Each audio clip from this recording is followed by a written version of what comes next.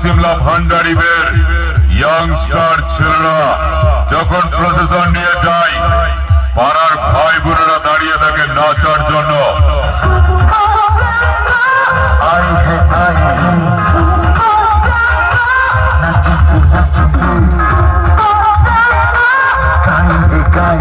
আর তোরা যখন যাস, পাড়ার কুকুর গুলোর ঠ্যাং তুলে দাঁড়িয়ে থাকে সালা তোদের মুখে মুতার জন্য। তাই বলছি শোন, আমাদের সাথে না বেশি কম্পিটিশন করার কথা বলিস না, সালা তোর এমন পয়েন্টে বেশি